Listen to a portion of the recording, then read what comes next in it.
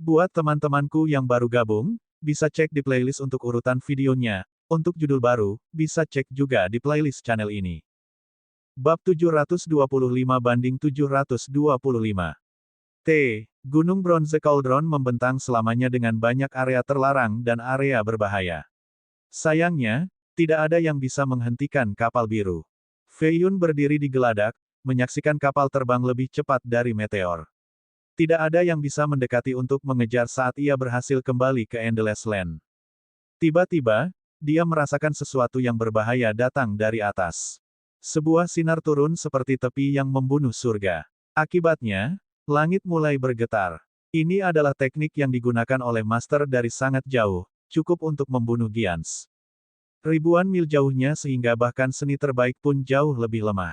Tidak mudah membunuhku. Tongkat Fei Yun menembakkan sinar hitam sebagai tanggapan dan menghancurkan sinar yang masuk.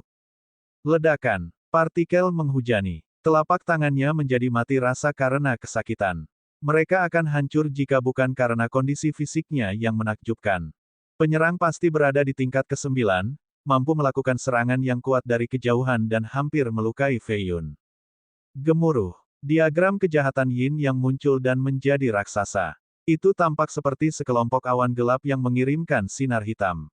Ini adalah harta roh peringkat ketiga yang digunakan oleh Master Top yang bermaksud menjatuhkan Feng Fei Yun. Diagram itu perkasa dan menghancurkan gunung dan sungai di bawah.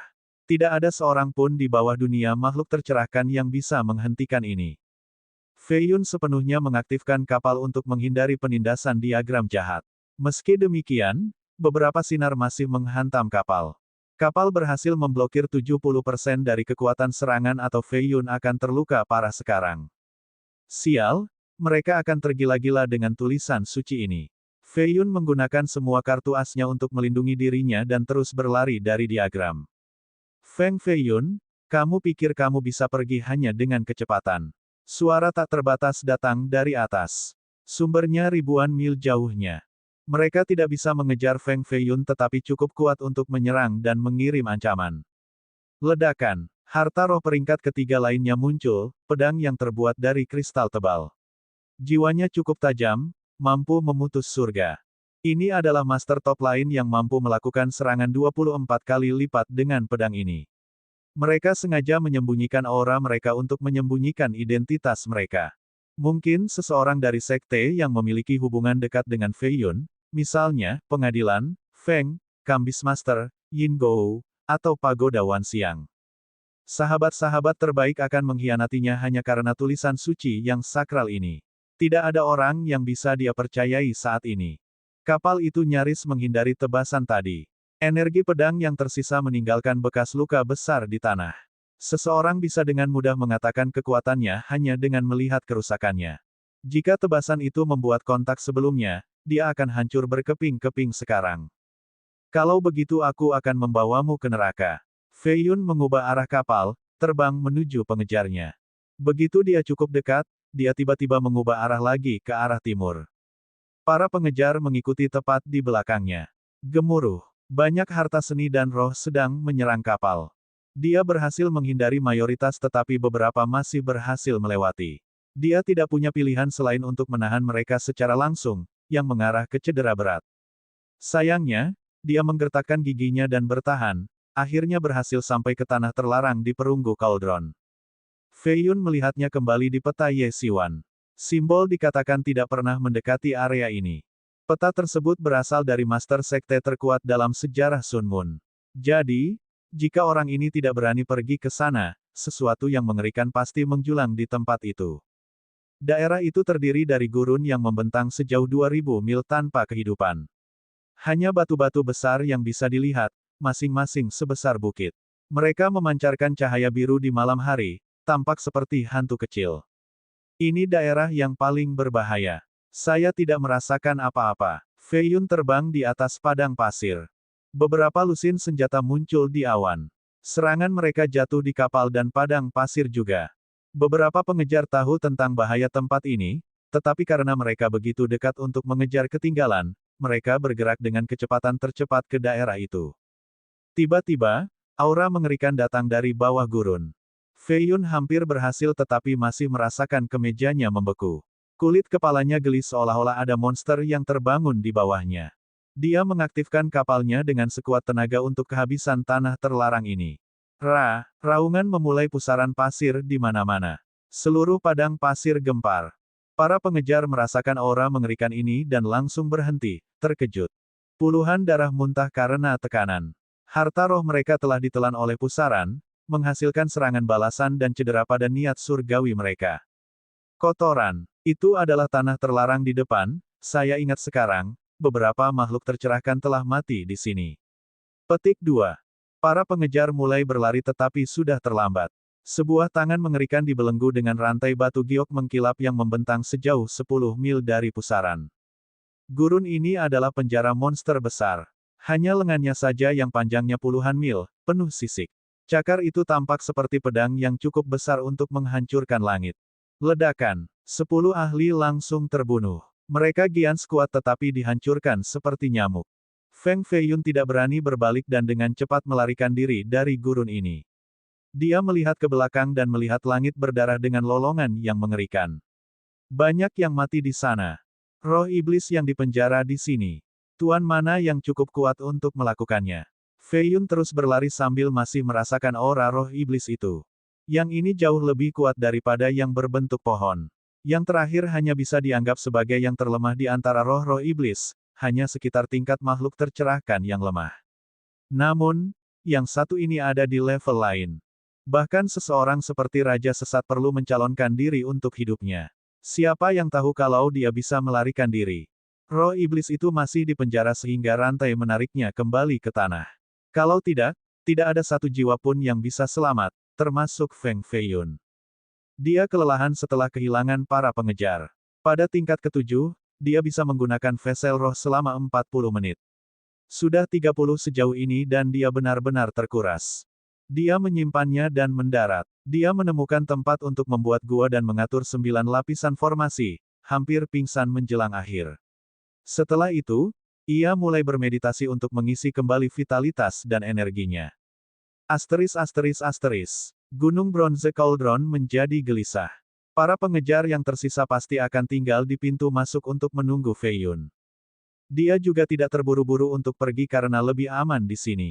Selain itu, dia menerobos terlalu banyak baru-baru ini sehingga fondasinya tidak stabil. Diperlukan periode konsolidasi. Sebulan berlalu. Pada awalnya, para ahli mencari area ini untuknya tetapi jumlahnya menurun seiring waktu. Sebagian besar mengira dia sudah dekat pintu masuk sekarang. Gemuruh. Hari ini, gemuruh yang keras datang dari kedalaman kuali perunggu. Gempa bumi mengguncang seluruh area. Babak 726, meninggalkan kuali perunggu. Gempa itu cukup keras hingga hampir menyebabkan Gua Feiyun runtuh. Hukum-hukum surgawi di langit menjadi kacau balau. Dia bangun dari meditasinya dan bergegas keluar untuk melihat perbendaharaan di kejauhan. Meskipun sangat jauh, dia masih bisa melihat garis-garis samar menggunakan tatapan Phoenix-nya.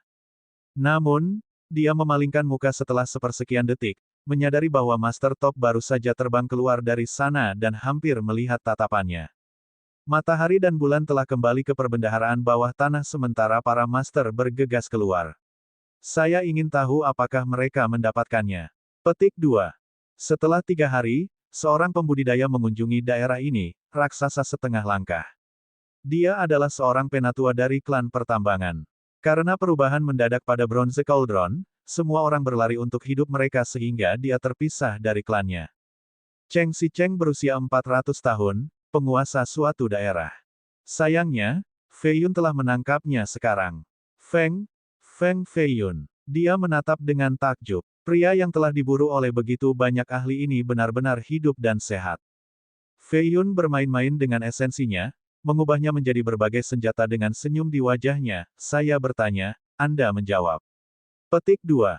Keke, kamu juga akan membunuhku. Si Cheng secara alami cukup pintar untuk melihat bahwa dia pasti mati setelah melihat Feng Feiyun.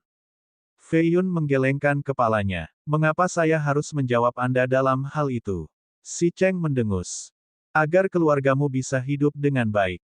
Saya tidak akan menjual putri dan cucu perempuan Anda ke rumah pelacuran. Feiyun tersenyum. Kamu, si Cheng mengertakkan gigi dan memelototi Feng Feiyun sebelum menenangkan. Baik, tanya. Petik 2. Pria yang cerdas. Apa yang terjadi lebih dalam di Bronze Cauldron? Fei Yun menyeringai. Saya tidak terlalu yakin, yang lain mengatakan bahwa perbendaharaan telah ditutup dan kembali ke bumi. Bahkan para master terkemuka seperti Raja Sesat dan Raja Istana tidak dapat menemukannya lagi. Si Cheng menjawab dengan jujur. Apakah ada yang mendapat harta yang bagus dari sana? Fei Yun meringis. Tidak, hanya Master Top yang tahu. Petik 2. Berapa banyak orang yang masih berada di Bronze Cauldron? Fei Yun mengangguk. Tidak, tidak banyak, ada yang hilang tetapi mayoritas telah meninggalkan perunggu kuali sekarang. Saya mendengar binatang roh telah didorong kembali oleh Tuan Atas sehingga semua orang pergi. Petik 2. Ya, mereka menungguku di luar. Fei Yun mendengus. Feng Fei Yun, kamu pikir kamu bisa selamat dari ini? Mereka yang ingin menangkap Anda lebih banyak daripada yang dapat Anda bayangkan. Anda dapat tinggal di sini selamanya karena hari ketika Anda menjejakkan kaki akan menjadi yang terakhir.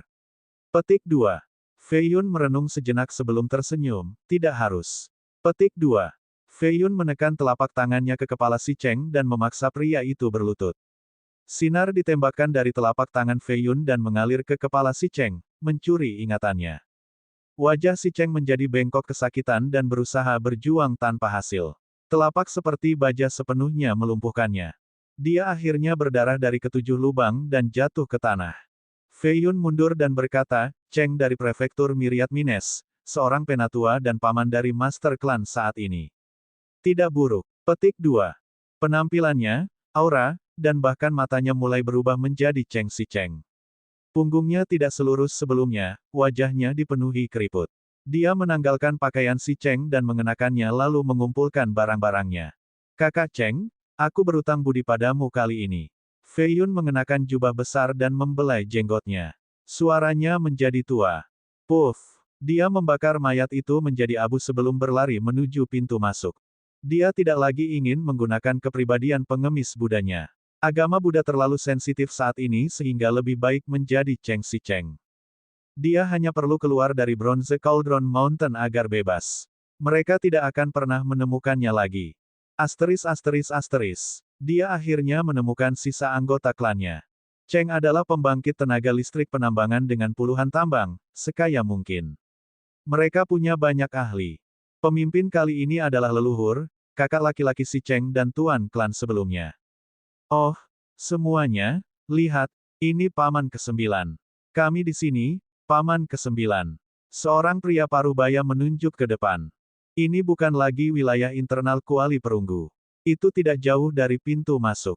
Fei Yun tampak sedih karena bisa dengan banyak luka. Rambut abu-abunya berantakan dan dia tampak sangat lelah. Dia mendengar panggilan itu dan berlari dengan gembira di wajahnya yang lelah, saudaraku, aku akhirnya menemukan kalian. Ada 7 pukulan besar di sini, semua di atas tingkat ke-5. 2 dari mereka adalah Giants. Salah satunya adalah Cheng Said, Master Clan sebelumnya. 1. Cheng Said berkata, senang kau kembali, mari kita tinggalkan tempat terkutuk ini. Kami memiliki 18 Master pada awalnya, hanya 8 yang akan pergi, desah. Aku dengar tempat ini akan berubah menjadi lubang neraka tak bernyawa segera, 10 kali lebih berbahaya daripada sekarang. Kita harus pergi secepat mungkin. Petik 2. Fei Yun berbaur dengan kelompok dan mengobrol di sepanjang jalan, sangat akrab dengan mereka karena dia mencuri ingatan si Cheng. Daerah berikutnya adalah bumi hangus, tanda-tanda pertempuran besar belum lama ini. Binatang roh yang menghalangi pintu masuk telah didorong mundur. Ada pegunungan mayat binatang di mana-mana, kemungkinan besar puluhan ribu dari mereka. Beberapa adalah binatang roh besar dengan aura yang kuat dan darah harta karun. Mayat mereka bisa dijadikan obat. Kulit dan tulang bahkan lebih berharga, digunakan untuk pandai besi dan alkimia. Mayat binatang roh bahkan lebih baik. Semua bagian termasuk rambut adalah harta dan bisa dijual dengan harga tinggi. Banyak sekte yang kuat bersaing untuk mayat-mayat ini sekarang. Pintu masuk dijaga ketat dengan 3 istana di atas. Mereka memiliki aura mengerikan di dalam, jelas berasal dari pembudidaya mengerikan. Fei Yun senang dia tidak mencoba menggunakan jubahnya yang tak terlihat. Tuan-tuan ini akan tetap bisa melihatnya dengan niat surgawi mereka. Sepertinya mereka menyadari jubahnya sehingga mereka perlu tinggal di sini secara pribadi, untuk berjaga-jaga. Kamu siapa? Seorang lelaki tua berpakaian hitam berkata dengan dingin. Bahkan seekor lalat pun tidak bisa menyelinap melewati pintu masuk tanpa terdeteksi. Semua orang yang ingin keluar sangat diperhatikan. Cheng Said menangkupkan tinjunya dan berkata, pelindung pertama, Anda di sini secara pribadi. Tidak mungkin Feng Feiyun bisa keluar saat itu. Petik 2. Oh, ini kamu, kakak Cheng. Orang tua ini mengenali Cheng Said dan mulai mengobrol. Feiyun berdiri di antara kerumunan dan mendengarkan keduanya. Cheng adalah klan pengikut di bawah kuil Shenluo. Mereka menawarkan upeti yang terdiri dari batu roh dan material setiap tahun. Feiyu berpikir bahwa itu bijaksana untuk bergabung dengan klan ini. Para penjaga lemah dibandingkan. Sisi menyelipkan kantong batu roh ke pelindung pertama. Lelaki itu tersenyum dan menepuk pundaknya. Brother Cheng, beritahu saya jika Anda membutuhkan sesuatu. Menentang Cheng sama dengan menentang kuil Shenluo kami. Petik 2.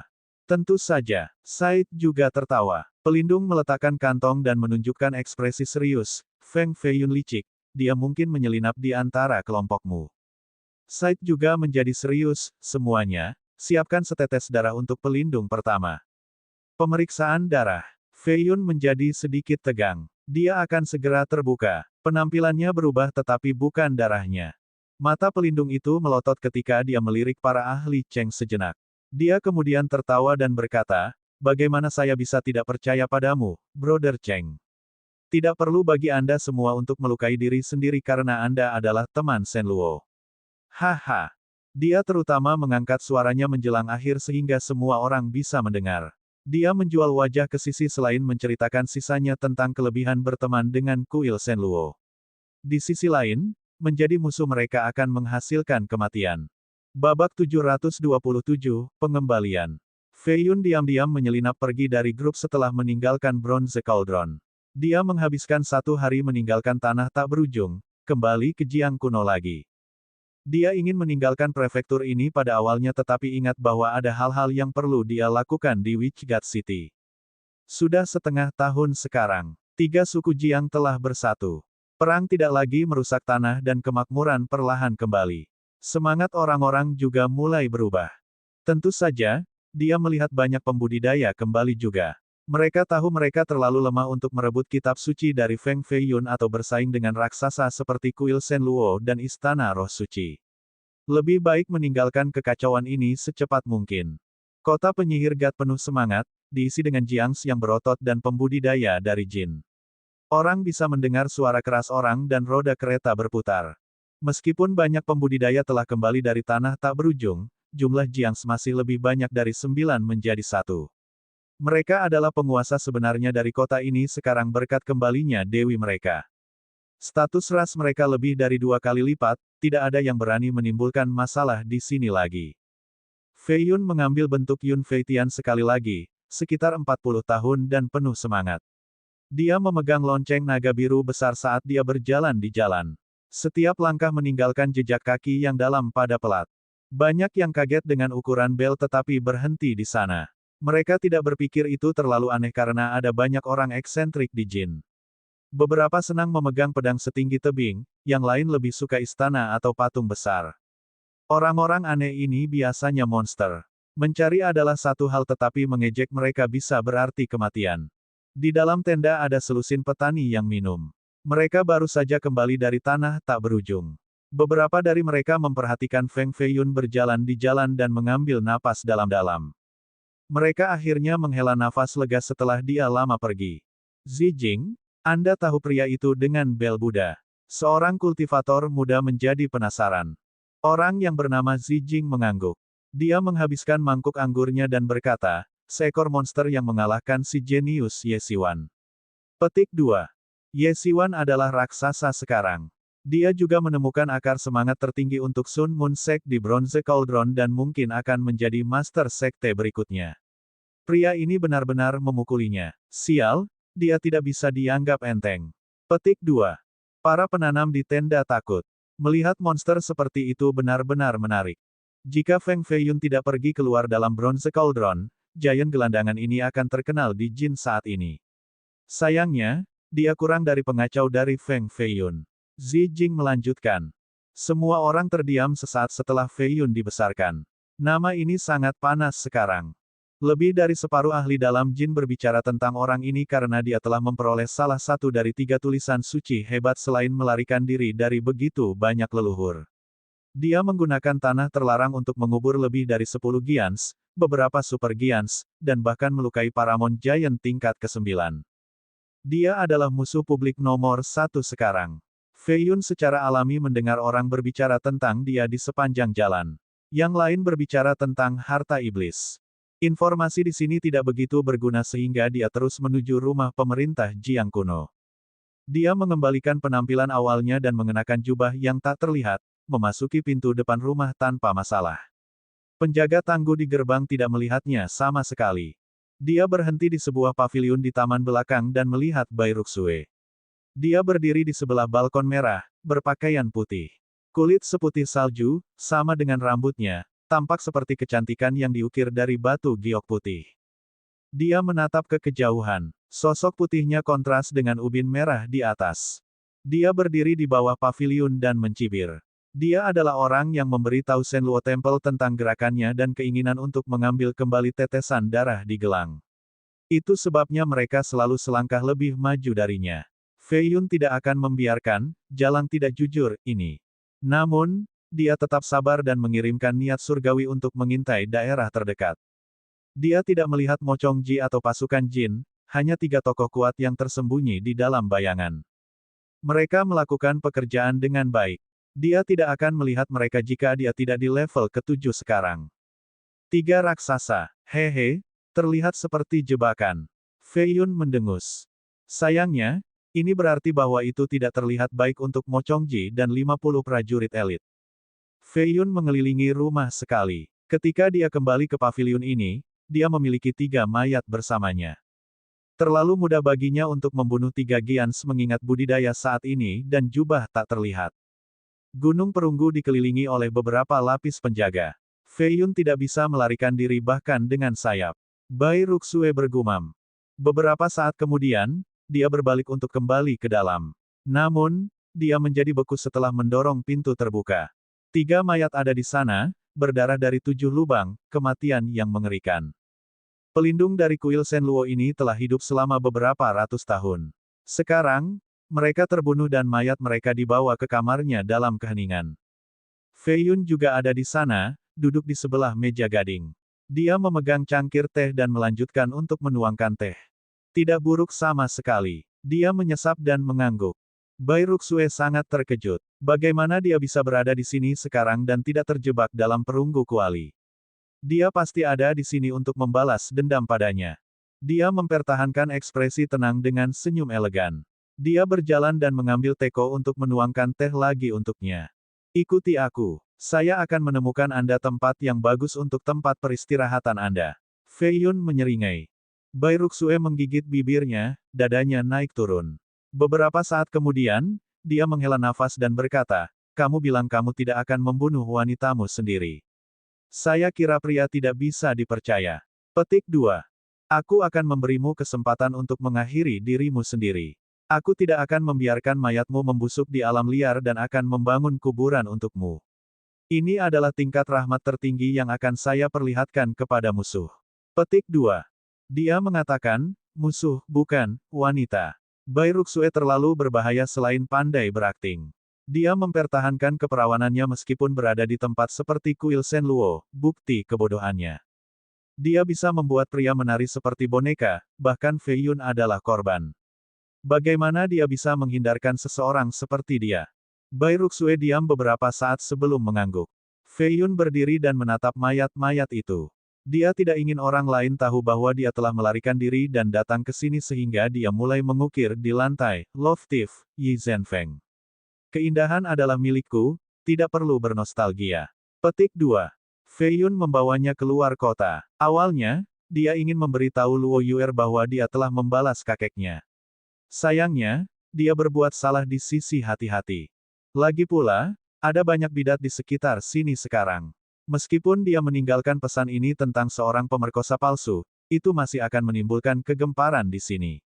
Meninggalkan secepat mungkin lebih baik. Mereka pergi ke pegunungan dengan tebing curam. Prefektur ini tidak terlalu padat. Beberapa lahan liar tidak memiliki siapapun yang tinggal di sana selama beberapa ratus mil. Mereka berada 2000 mil jauhnya dari Witchgat City sekarang dan menemukan lokasi yang tenang dengan pemandangan seperti lukisan, lembah yang dipenuhi bunga lili dan anggrek, lautan bunga. Wewangian manisnya menarik banyak kupu-kupu. Fei Yun berhenti dan berkata, apakah Anda puas dengan tempat ini? Bai Ruxue tidak mengatakan apapun di sepanjang jalan. Dia memutar-mutar rambutnya dengan kilatan rumit di matanya.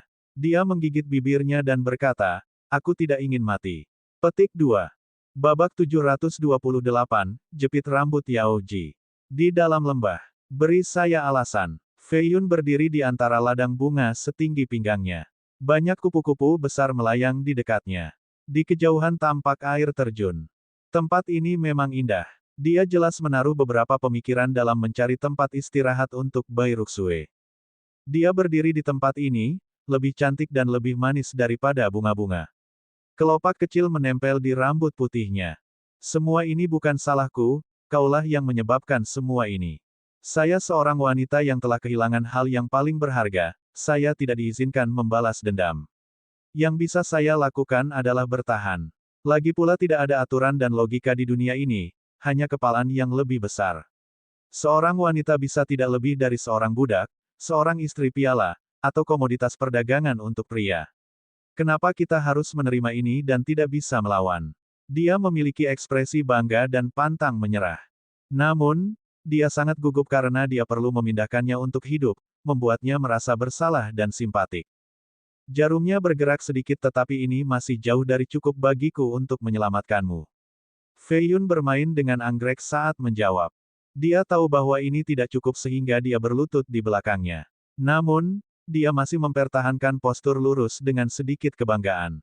Dia tahu bahwa menangis dan merendahkan hanya akan membuatnya semakin membencinya. Aku tahu bahwa aku telah melakukan banyak hal salah dan bersekongkol di belakangmu, tetapi ini semua untuk balas dendam. Secara keseluruhan, saya masih wanita Anda dan Anda satu-satunya pria saya. Ini tidak akan pernah berubah terlepas dari seberapa dalam perseteruan kita. Jika Anda menghindarkan saya akan menjadi pelayan Anda selama sisa hidup saya tanpa mengucapkan sepatah kata pun keluhan. Selain itu, saya tahu banyak rahasia tentang kuil Shenluo. Saya akan dapat menyusun strategi untuk Anda melawan mereka dengan pengabdian penuh. Petik 2. Dia pertama kali menunjukkan kesalahannya sebelum mengakui kesalahannya dengan cara yang paling sederhana. Keras kemudian lunak untuk bertahan hidup sambil bercerita tentang kegunaannya dan bahwa dia lebih dari kecantikannya. Dia dengan hati-hati memikirkan argumennya sambil menunjukkan kelemahan Fei Yun. Dia bahkan tahu bahwa dia akan memberinya kesempatan untuk berbicara, karenanya pernyataannya yang teliti. Dia sedikit mengerutkan kening, tidak suka gadis berlutut di depan mereka. Mereka seharusnya hanya berbaring di tempat tidur. Gadis yang berlutut sama sekali tidak tetapi ini memang sangat efektif. Tidak cukup, mengapa aku harus memberimu kesempatan lagi?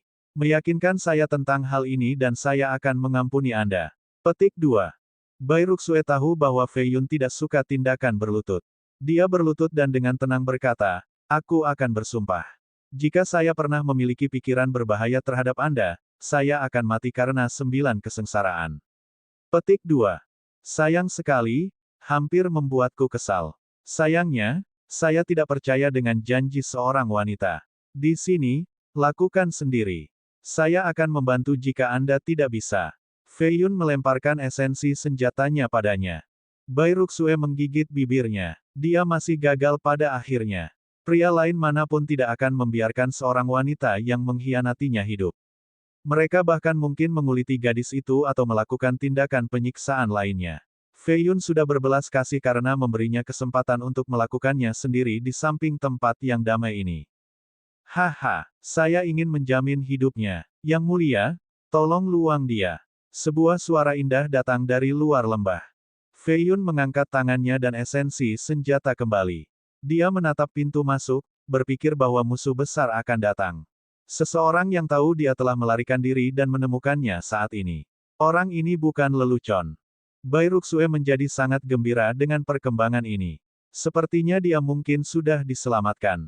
Beberapa saat kemudian, 4 gadis cantik membawa tandu di dalam.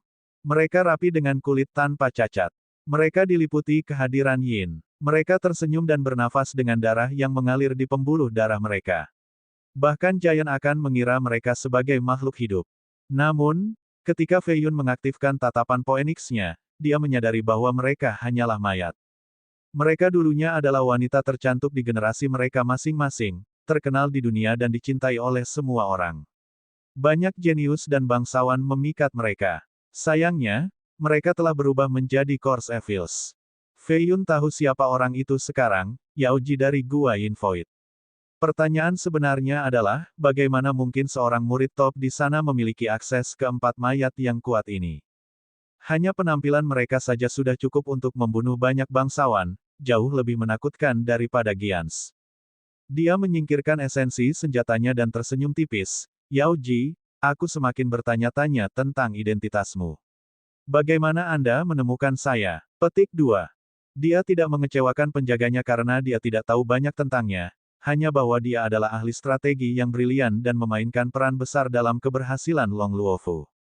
Dia mungkin lebih lihai daripada Bai Ruxue. Haha, siapa lagi yang bisa aku? Kami sesama pejabat di pengadilan. Yao Ji keluar dari tandu, mengenakan seragam resmi putih dengan simbol bulan dan sabuk giok hijau diikatkan di pinggangnya. Seragam itu juga memiliki ukiran derek. Sepatu botnya terbuat dari batu giok putih. Anehnya, dia tetap terlihat feminin meski berseragam. Bibirnya berbinar, mata jernih dan bergelombang dengan ombak dan bulu mata yang panjang, layak dibanggakan, namun tetap sombong. Dia memeluk Feng Fei Yun dan menyandarkan kepalanya ke dadanya, mengapa kamu begitu bodoh? Memprovokasi semua orang demi Beastmaster Camp. Petik 2. Tidak semuanya. Saya menggunakan mereka untuk mendorong saya ke tepi untuk lebih banyak motivasi untuk menerobos. Feng Fei Yun tidak keberatan dengan pelukan itu. Tidak, itu pasti bodoh. Hanya satu gerakan yang salah dan Anda mati. Yao Ji cemberut, jelas ingin menimbulkan masalah. Kamu harus punya kekasih di sana. Apakah itu Wu Qinghua, Tan Qingsu, atau orang lain?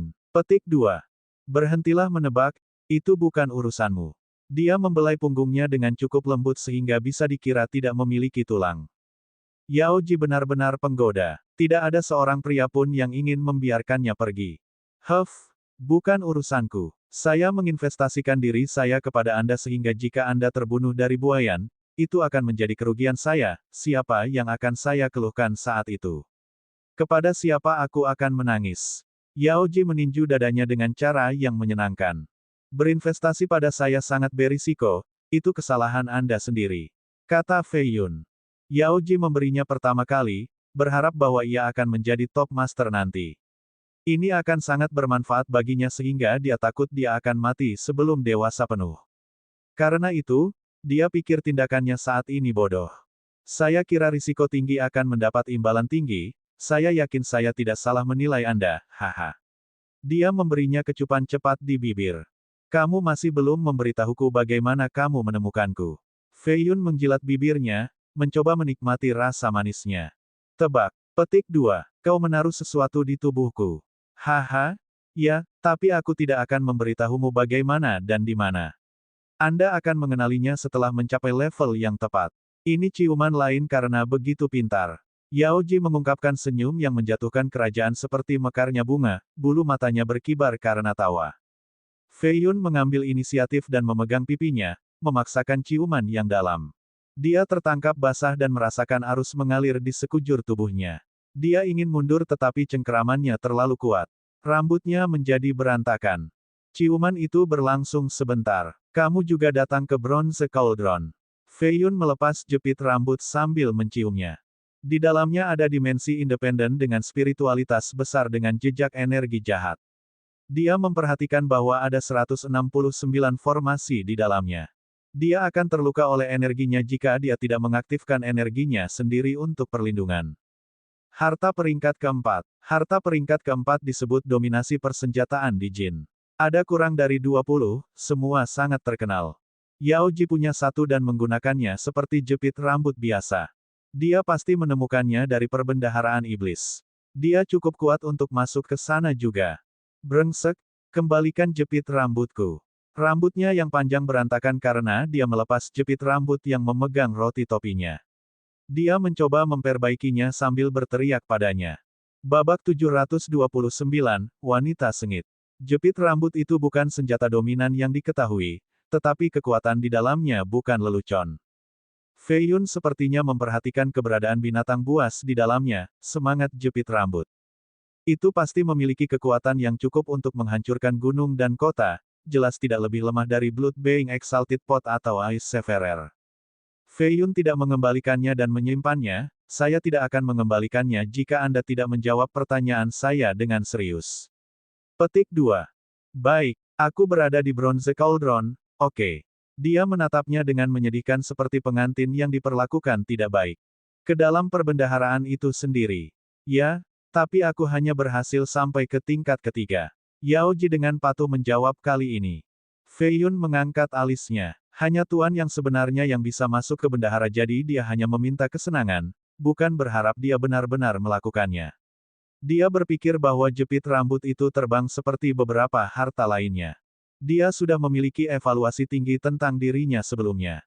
Tampaknya itu masih perkiraan. Istrinya ini tidak sesederhana itu. Dia merenung sebentar dan memperbaiki rambutnya sebelum meletakkan kembali jepit rambut di tempatnya. Kau mengembalikannya padaku. Yao Ji sedikit terkejut. Harta peringkat keempat sangat kuat. Dia tidak akan memintanya kembali. Hanya harta peringkat keempat yang menjadi jepit rambut. Kamu pikir aku belum pernah melihat harta roh yang kuat sebelumnya? Kata Fei Yun. Sementara itu, Bai Ruxue menjadi terdiam. Siapa wanita ini? Dia berhasil masuk ke dalam menggunakan harta peringkat 4 seperti hiasan. Benar, ada seseorang yang berutang 2 harta padamu. Dia naik ke tingkat ketiga juga dan pasti menemukan banyak barang mahal. Ambil saja 2 darinya, kata Yao Ji. Kamu berbicara tentang Mo Yao Yao. Siapa lagi yang bisa melakukannya? Dia memiliki beberapa pembantu dan jelas mendapat lebih banyak daripada yang saya lakukan. Desah, saya seharusnya membawa beberapa juga. Petik 2. Fei Yun menggosok pelipisnya, berpikir bahwa para wanita ini terlalu galak. Mereka yang bisa memasuki perbendaharaan itu sendiri adalah tuan yang sebenarnya. Dia sendiri tidak cukup kuat sekarang untuk melakukannya. Namun, dia tidak terlalu peduli dengan harta karun itu. Tidak ada yang bisa dibandingkan dengan kapal rohnya. Membiarkan Yao Yao berutang budi padanya jauh lebih baik daripada 2 harta. Misalnya, dia bisa memintanya untuk membunuh seseorang pada saat genting. Oh, apakah semua harta di sana diambil sekarang? Kenapa Anda hanya berhasil mencapai tingkat ketiga? Apakah ada yang sampai ke keempat atau kelima, seperti Raja Sesat, Dewi Penyihir Surgawi, dan Raja Istana, lantai berapa yang mereka dapatkan? Petik 2. Dia masih sedikit peduli karena peringkat keempat mungkin bukan harta karun terbaik di lantai 3. Dia mungkin menyembunyikan yang lebih baik. Dengan demikian, lantai yang lebih tinggi akan memiliki harta yang lebih berguna. Menurutmu apa harta iblis itu? Pintu masuknya memiliki roh-roh jahat yang menjaga. Bahkan Paramount Giant akan kesulitan memasuki lantai pertama. Harta yang terbang keluar biasanya dari lantai pertama. Hanya sedikit yang berhasil mencapai yang ketiga, termasuk 3 yang Anda sebutkan sebelumnya dan Grand Sovereign of Long. Adapun hantu dari Beiming, makhluk tercerahkan lainnya, dan master tertutup dari 4 dinasti. Mereka hanya berhasil sampai ke lantai 2. Petik 2. Banyak orang masuk ke sana.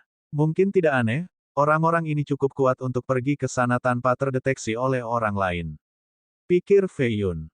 Aku tidak tahu apakah ada level keempat atau kelima karena Mo Yao Yao mengambil harta kunci di lantai 3 yang mengarah ke perubahan besar-besaran dalam perbendaharaan. Semua orang perlu melarikan diri pada saat itu sementara perbendaharaan itu tenggelam lebih dalam ke tanah. Banyak yang menggali lebih dalam tetapi tidak bisa menemukannya sama sekali. Mungkin tidak lagi berada di Bronze Cauldron, mungkin akan muncul kemudian di tempat lain. Yao Ji berkata dengan nada penyesalan. Fei Yun hati-hati menganalisisnya dan menemukan itu tidak mungkin. Tatapan Phoenix-nya terhenti oleh lapisan kabut yang mengelilinginya. Kenapa kamu menatapku dengan intens? Apakah aku cantik? Saya tahu apa yang Anda pikirkan, tetapi saya cukup beruntung untuk tersandung di pintu masuk. Yao Ji tersenyum, mengungkapkan giginya yang sempurna. Lalu kamu tersandung ke lantai 2 dan 3 juga, kata Fei Yun. Begitulah adanya. Dia menjawab, aku tidak tahu siapa kamu dan mengapa kamu harus dekat denganku, tetapi aku akan membuat kamu tahu bahwa tidak peduli seberapa kuat kamu, aku masih punya cara untuk membawa kamu turun bersamaku. Fei Yun meletakkan kedua tangannya di belakang punggungnya dan menjadi serius. Ini bukan ancaman kosong. Jika dia meledakkan jiwa Phoenix di kepalanya, bahkan seorang guru top di alam muncul surga akan terluka parah, apalagi dia. Bicara ringan, mari kita langsung ke intinya. Setengah dari alasan mengapa saya datang ke sini untuk perunggu kuali adalah karena perintah Kaisar. Dia ingin aku memberitahumu beberapa hal. Yao Ji menjadi serius. Auranya menjadi atasan. Orang biasa akan berlutut sekarang setelah melihat ini. Long Luofu, dia masih ingat saya, kata Fei Yun. Kaisar menyatakan bahwa Jin menghadapi musuh dari semua sisi dan kekacauan melanda negeri itu. Pengadilan tidak dapat mengampuni siapapun untuk mendukung Anda mengenai tulisan suci. Dia berharap kamu bisa mengerti, kata Yao Ji. Keduanya berdiri bahu-membahu, tampaknya di atas orang lain. Dia takut aku mungkin melibatkan pengadilan dalam masalahku. Dapat dimengerti bagi penguasa untuk berpikir seperti ini, kata Fei Yun. Jangan salahkan dia untuk ini. Dia memiliki masalah sendiri. Berada di posisi tinggi berarti dia harus khawatir tentang banyak hal.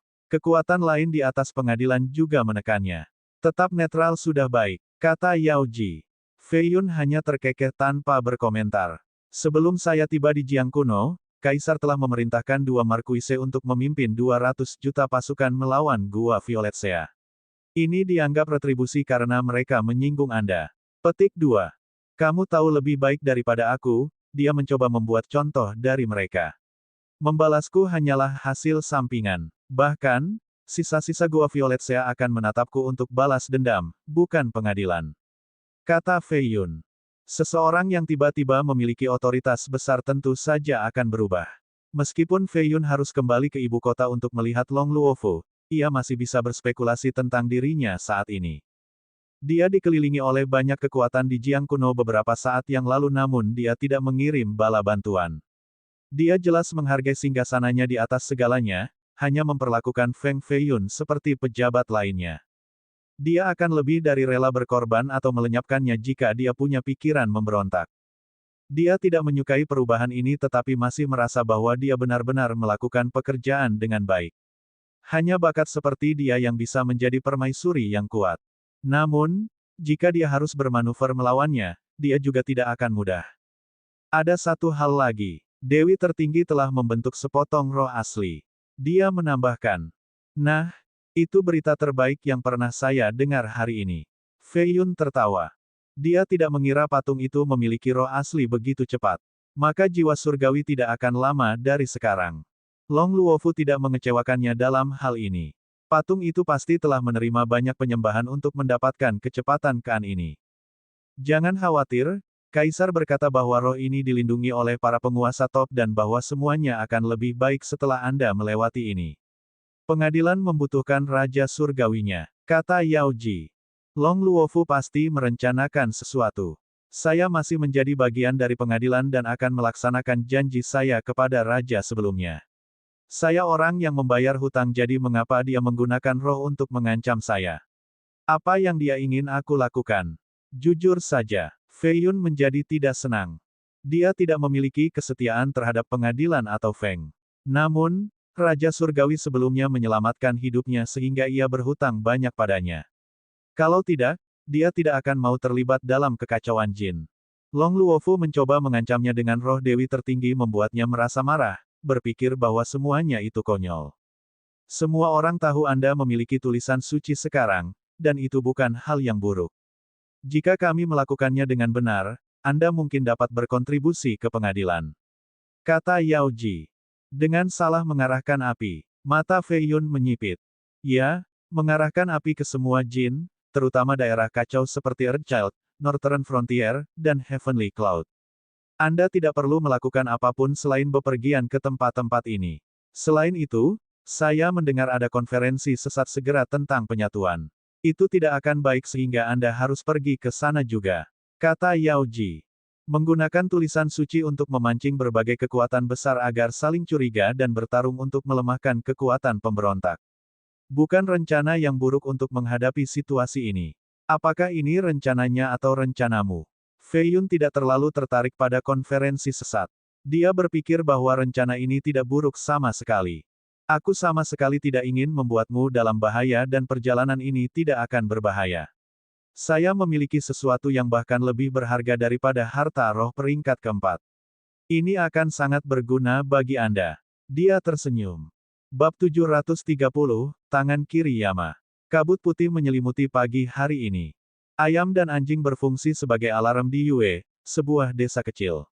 Beberapa anggota muda klan di sini telah meninggalkan tempat tidur mereka untuk berlatih di dalam halaman mereka atau di jalanan.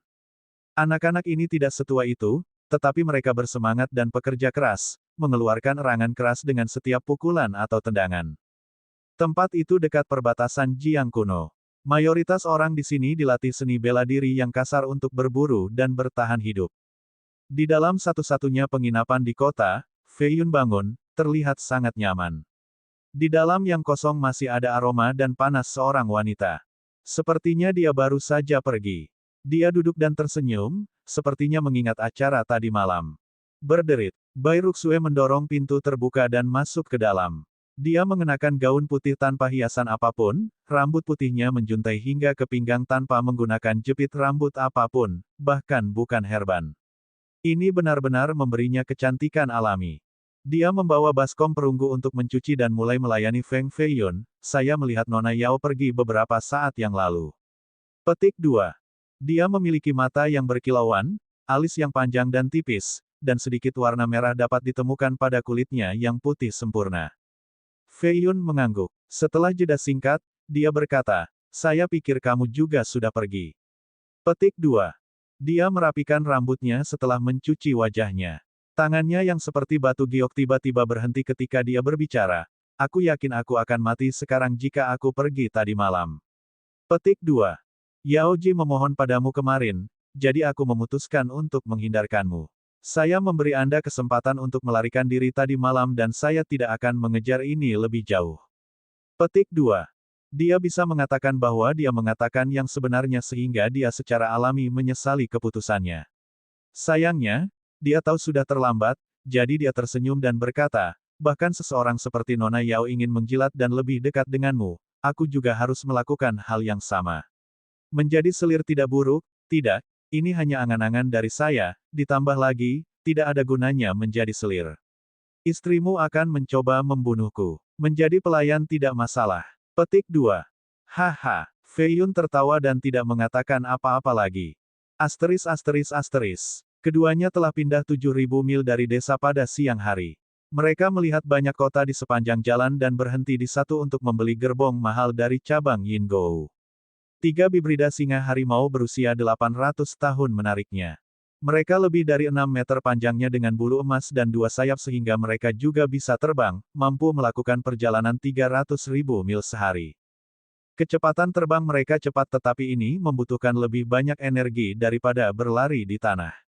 Jika itu adalah perjalanan panjang tanpa terburu-buru, lebih baik tetap di bawah. Jin memiliki jaringan jalan yang luas yang dibangun oleh banyak generasi demi transportasi perang pasukan dan sumber daya. Mereka menghubungkan berbagai prefektur dan memiliki jalur darat dan sungai. Di jalan utama ini, belum lagi 3 bibrida, bahkan 10 bisa bergerak secara paralel. Feng Fei Yun di dalam gerbong mengeluarkan peti batu dengan rune di sekitar permukaan, panjang 1 meter dan sangat berat. Orang bisa merasakan energi yin mengalir darinya, cukup dingin untuk membekukan seseorang sampai ke tulang. Yao Ji memberikannya kepadanya dan mengatakan bahwa itu lebih berharga daripada harta roh peringkat 4. Dia punya ide umum tentang apa itu dan membukanya ini mengkonfirmasinya, tangan kiri Yama. Di dalamnya ada lengan berlumuran darah dengan banyak tanda jahat di sekitarnya. Hanya satu helai energi jahat yang hampir mengubah kereta menjadi abu. Untungnya, Fei Yun menutup dada tepat waktu. Namun demikian, gerbong yang mahal sekarang memiliki banyak lubang, menjadi kumuh, hampir seolah-olah baru saja digali dari tanah. Bibrida harimau singa meraung karena ledakan. Seluruh karavan berhenti. Bai Ruxue yang bertindak sebagai pengemudi dengan cepat bertanya, "Yang Nobel, apa yang terjadi sekarang?" Dia tidak bisa memanggilnya, Raja Surgawi, lagi karena mereka bersembunyi. Yang Nobel, menjadi lebih pas. Bukan apa-apa, teruskan, kata Fei Yun dengan tenang. Bai Ruxue memiliki banyak pertanyaan dan sedikit mengerutkan kening. Namun, dia tidak berani melawannya sekarang karena kultivasinya. Dia terus mengendalikan Bibrida. Dini hari tadi, Fei Yun telah menggunakan platform kenaikan untuk mengambil seutas jiwanya. Itu sebabnya dia harus mematuhi semua perintahnya. Dia adalah wanita yang cerdas dan dia perlu mengambil semua tindakan pencegahan yang diperlukan jika dia ingin memanfaatkannya. Mengapa Yao Ji memiliki ini? Semakin misterius setiap hari. Fei Yun meringis. Satukan lengan ini ke tubuh Anda akan menjadi jauh lebih kuat. Yama muncul entah dari mana dan berbicara, sedikit emosional. Kaulah yang akan menjadi lebih kuat. Feng Fei Yun berkata. Ini saling menguntungkan. Anda akan mendapatkan kekuatan jahat di lengan saya sementara saya mendapatkan kembali kekuatan dan jiwa saya. Tidak ada yang kalah, kata Yama. Feng Fei Yun tetap tidak tergerak dan menutup peti itu, memasukkannya kembali ke batu ke ruangannya. Fius lengan kiri ini dan aku akan meminjamkanmu kekuatanku padamu sekali gratis. Ini mungkin menyelamatkan hidup Anda nanti. Yama buru-buru menambahkan. Fei Yun menjadi tergoda setelah mendengar ini. Kekuatan Yama mirip dengan makhluk semu yang tercerahkan saat ini. Dengan lengan kiri ini, pria itu akan menjadi lebih kuat. Mampu meminjam kekuatan ini pada saat-saat penting akan baik. Tentu saja, ini berbahaya juga, tidak berbeda dengan bermain dengan harimau. Jika Yama tumbuh cukup kuat untuk keluar dari kendalinya, Yama mungkin mengambil alih tubuhnya. Dia masih memiliki jiwa Phoenix untuk mengancam pria itu dengan ledakan tetapi siapa yang tahu apa yang bisa terjadi di masa depan. Dia hanya perlu menghentikan Yama dari tumbuh lebih kuat untuk saat ini. Namun, afinitas Buddhis dari Golden Silkworm Scripture relatif efektif dalam menekan Yama. Kami punya kesepakatan kalau begitu. Fei Yun tersenyum dan mengumpulkan energi ke telapak tangannya. Afinitas Buddhis ini mengelilingi seluruh dada untuk menghentikan energi jahat agar tidak keluar untuk kedua kalinya. Dia benar-benar membutuhkan kekuatan sekarang sehingga risiko ini diperlukan. Dia mulai memperbaiki lengan kiri menjadi lengannya sendiri. Aura yang berasal dari kereta menakut-nakuti para penggarap lainnya di jalan yang sama. Mereka tahu bahwa ada master hebat di dalamnya. Seorang tuan sedang datang, mungkin untuk berpartisipasi dalam konferensi sesat di Gunung Potala. Basis dewa yang lengkap dan lengkap dengan baju besi lengkap dan mengendarai seekor lembu menatap kereta yang menghilang. Dia adalah penjaga karavan, senjata pilihannya adalah tombak. Kapan aku akan menjadi sekuat itu? Apakah Anda semua melihat pengemudi wanita itu? Secantik mungkin, saya belum pernah melihat seseorang yang cantik sebelumnya, seperti seorang dewi dari surga. Kata yang lain. Keke, jadi bagaimana kalau dia sangat cantik? Hanya mainan lain untuk tuan itu. Ketika Anda menjadi raja seperti itu, Anda juga akan memiliki banyak keindahan. Berlatihlah dengan keras dan dapatkan semua wanita yang Anda inginkan nanti. Seorang penjaga yang berbeda menambahkan. Pada hari ke-13, gerbong berhasil melewati Central Royal ke wilayah prefektur Myriad Mines. Butuh 3 hari lagi untuk melewati prefektur ini untuk Earthchild. Prefektur Royal Central adalah yang terbesar di Jin, yang membentang lebih dari 100.000 mil. Orang biasa tidak akan pernah bisa menempuh jarak ini. Earthchild adalah yang terbesar kedua dengan banyak sekte budidaya. Pengaruh pengadilan telah melemah di tempat ini. Siapapun bisa melihat ini. Prefektur kecil seperti Grand Southern dan Myriad Mines tidak bisa dibandingkan. Hanya satu county dari Earthchild yang sebesar mereka. Kami akhirnya berhasil sampai ke Earthchild. Fei Yun turun dari kereta dan menatap tanah raksasa ini. Matanya merah seperti batu delima sekali lagi. Dia telah berhasil memasukkan lengan kiri ke dalam tubuhnya sehingga kultivasinya jelas meningkat lagi. Dia perlahan mengangkat tangan kirinya dan menambahkan kekuatan. Garis rahasia hitam keluar dan menyerang sungai Jin di depan. Ledakan. Mereka mengembun menjadi bilah kosong, membelah air menjadi 2 bagian. Ini hanya kekuatan dari ayunan kasual. Guyuran. Air kembali lagi, menghasilkan percikan yang memekakkan telinga dengan ombak yang menjulang setinggi puluhan meter. Ruxue, saya mendengar dari seorang teman bahwa ada pagoda Buddhis tua yang dibangun 10.000 tahun yang lalu di sini. Apa kamu tahu di mana itu? Dia bertanya, tidak lagi sedingin itu seperti sebelumnya. Dia sangat patuh dan melayani sebagai pelayan di sepanjang jalan, bahkan sering mengambil inisiatif melayaninya di tempat tidur. Dia canggung pada awalnya dan tidak tahu harus berbuat apa. Namun, dengan bimbingannya, dia menjadi semakin terampil dan tahu bagaimana menyenangkannya. Bab 731, Masa Kacau. Meskipun Bai Ruxue diberi gelar iblis wanita dari kuil Shenluo, dia hanya memiliki satu pengalaman di masa lalu, ketika dia diikat oleh Feng Feiyun. Dia tentu tidak belajar apapun dari pengalaman itu.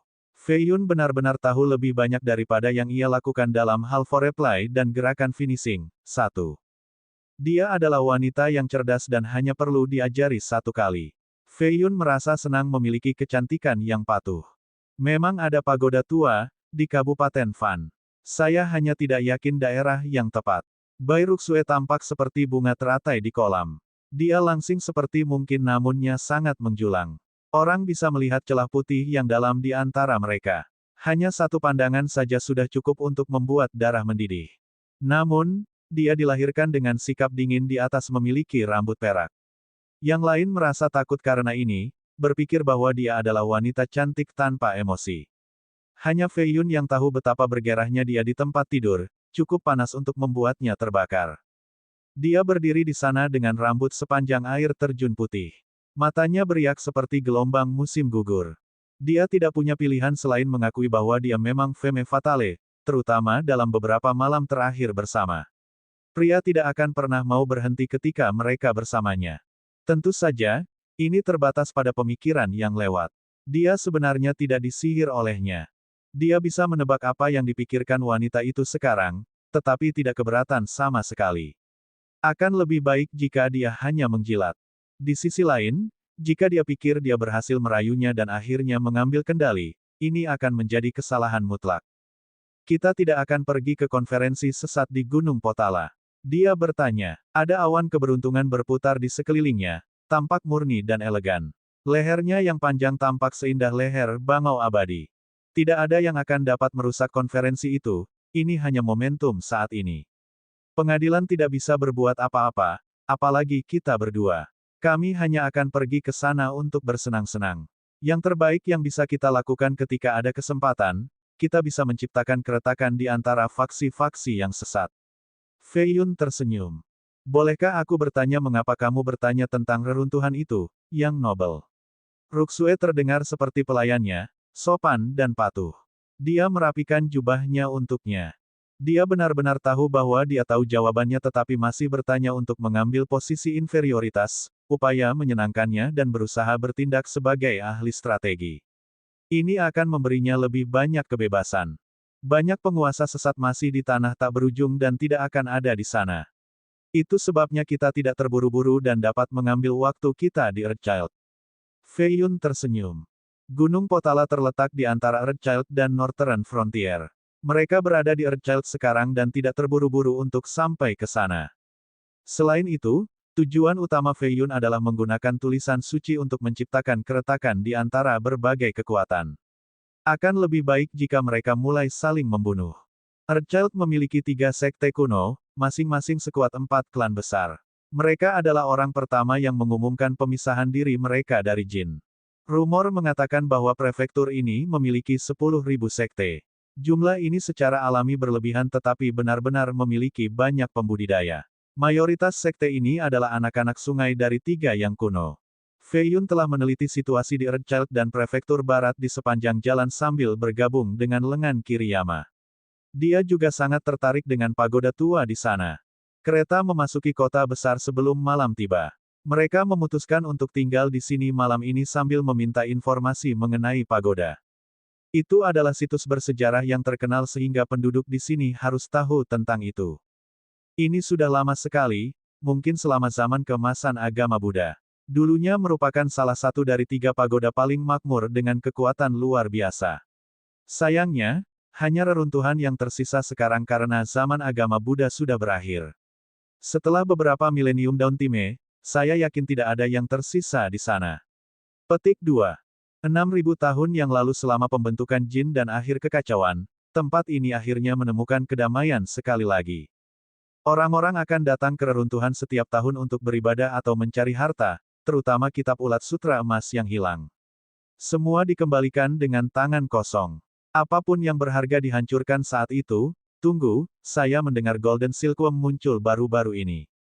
Raja Surgawi memilikinya sekarang, tidak tahu apakah itu benar atau tidak. Nama pria tua berambut abu-abu ini adalah Huo Xin, tokoh besar di kota ini. Dia telah hidup selama lebih dari 500 tahun tetapi penanamannya hanya biasa-biasa saja, mandat surga tingkat keempat. Tentu saja, ini tidak terjangkau oleh kebanyakan orang. Bolehkah aku bertanya di mana pagoda ini? Fei Yun menyerahkan 5 batu roh sebesar kepalan tangannya. Jumlah ini mirip dengan setetes pasir di pantai baginya tetapi untuk Huo Xin, ini adalah jumlah besar. Mata tuanya menyala dan dengan cepat menerima 5 batu. Senyumnya semakin liar, saya memiliki peta Earthchild, reruntuhannya ditandai di sana. Petik 2. Sempurna. Fei Yun tersenyum dan memberinya 5 batu lagi. Dia dan Bai Ruxue kemudian kembali ke penginapan mereka setelah menemukan peta. The Mansion of the Huo. Sebuah lampu kecil dinyalakan. Kakek, pemuda itu menghabiskan 10 batu begitu saja sehingga dia harus memiliki lebih banyak. Kenapa kita tidak? Huo Qilong membuat gerakan memotong tenggorokan, tidak menyembunyikan niat membunuh itu. Huo Qihu duduk di kursi emas dan mengipasi dirinya. Matanya tampak tenggelam dalam imajinasi ketika dia berbicara. Gadis berambut putih itu sangat cantik, matanya sangat bangga. Kulit yang sempurna juga, dia mungkin secantik perimu. Petik 2. Keduanya berusia lebih dari 200 tahun dan terlihat seperti pria parubaya. Mereka adalah pembudidaya paling baik di klan mereka, tidak lebih lemah dari Huo Xin sama sekali. Mereka memiliki peluang untuk mencapai tingkat setengah langkah di masa depan. Huo Xin memegang cangkir teh sambil merenungkan. Dia kemudian melirik keturunannya dan berkata, Anda pikir orang lain begitu mudah diintimidasi. Saya tidak bisa melihat kultivasi pria muda itu tetapi rindu berambut putih itu. Saya perhatikan sedikit. Petik 2. Apa itu? Mereka berdua langsung bertanya. Dia seharusnya ada di level 4 juga. Huo Xin mengungkapkan. Keduanya menjadi terkejut, mandat surga tingkat keempat yang masih muda. Dia harus memiliki latar belakang yang kuat saat itu dan diberikan oleh sikap hormatnya terhadap kaum muda. Dia harus jauh lebih kuat, seorang raja dari generasi muda. Apakah kita hanya membiarkan ini pergi? Huo Qihu menghancurkan lengan kursinya dan mematahkannya. Sekarang ada kekacauan di mana-mana. Bahkan jika itu adalah pukulan besar, mereka tidak lebih dari 2 domba di sini. Huo Xin mengungkapkan senyum penuh perhitungan. Apa maksudmu, kakek? Huo Qilong bertanya. Apakah Anda lupa tentang peta yang saya berikan kepada mereka? Huo Xin tersenyum. Hahaha, kamu yang paling pintar dari kita semua. Anda memberi mereka peta palsu. Qihu menyadari dan tertawa terbahak-bahak. Tidak, peta itu asli, hanya jalan menuju pagoda yang mengharuskan mereka untuk melewati wilayah kita, keke. Huo Xin memasang ekspresi terpelintir, benar-benar berbeda dari ekspresi ramah sebelumnya. Huo milik 6 sekte ibadah. Tuan Qihu dan Qilong adalah seorang penatua tertinggi di sana. Haha, kita akan lari kembali ke sekte dan membiarkan tuannya tahu. Kami akan berhasil dengan dia bergabung dengan kami. Qihu berdiri dengan gembira. Dia tidak bisa tetap tenang setelah melihat kecantikan Bai Ruxue, tidak ingin apapun selain membawanya dengan paksa. Perimu paling suka membunuh gadis-gadis cantik. Jika kita beritahu dia, dia akan bergabung dengan kita. Dia dan tuannya harus bisa bekerja sama dengan sempurna. Pemuda itu sudah pasti mati terlepas dari kultivasinya. Qilong tertawa juga. Hanya meminta guru sudah cukup, tidak perlu mengundang perimu. Qihu mengerutkan kening. Saudara kedua, saya tahu Anda tidak ingin perimu membunuh keindahan itu. Jangan khawatir, kita hanya perlu membayarnya cukup batu roh. Ditambah lagi, gadis itu mungkin tidak lebih cantik dari Fairimu sehingga dia tidak harus membunuhnya. Kata Qilong. Qihu sedikit setuju sambil mengingat wajah dan kekuatan perimu yang cantik. Itu tidak akan buruk, ini bisa menjadi kesempatannya untuk menyenangkannya. Negosiasi selesai sehingga keduanya lari pada malam hari menuju sekte mereka. Perimu. Sementara itu, di dalam sebuah penginapan di kota yang sama, Fei Yun bermeditasi di tempat tidurnya dengan mata sedikit terbuka. Baru-baru ini, dilayani oleh Bai Ruxue terasa sangat menyenangkan. Dia bertanya-tanya apakah dia harus seperti Li Xiaonan dan memiliki banyak pelayan, apakah itu untuk menari dan menyanyi, atau hanya tugas-tugas umum. Plus, itu akan menambah kemeriahan. Tidak ada yang curiga bahwa Feng Feiyun akan bergerak dengan cara yang mencolok. Sepertinya seorang gadis lain akan segera mengetuk pintunya juga sehingga dia menyeringai dan mulai membuat diagram tulisan suci yang kedua, yang silkworm. Bab 732, Pencuri Cinta Yi Zhenfeng. Dini hari pada hari kedua. Matahari baru saja bangun. Tanahnya masih tertutup lapisan hitam, udara dipenuhi dengan kedinginan. Bibrida singa harimau mulai lagi, mengikuti jalan di peta Huosin untuk menuju ke pagoda kuno. Mereka meninggalkan kota menuju utara dengan kecepatan luar biasa 8.000 mil sebelum tengah hari. Sebuah barisan pegunungan terbentang di depan mereka, lokasi yang menguntungkan di prefektur ini bernama Beli. Beberapa sekte dibangun di tanah ini. Rumor mengatakan bahwa vena roh kecil ada di bawah, membuat tempat ini sangat cocok untuk budidaya. Mereka dianggap kelas 2, bukan pada tingkat yang sama dengan sekte kuno seperti Sun Moon. Luo adalah pengikut di bawah Six Worship Sect, salah satu yang kelas 2 ini. Tentu saja, Feng Feiyun akan menganggap mereka sebagai sekte kelas 2, bukan mereka sendiri. Penanam biasa di sini menganggap Six Worship sebagai raksasa regional. Beberapa hal mungkin terjadi di depan, bukan masalah besar. Feiyun duduk di gerbong dan dengan santai membangunkan Bai Ruxue. Dia memainkan peran drive tetapi kenyataannya adalah bahwa binatang buas ini tidak memerlukan instruksi karena mereka cukup pintar.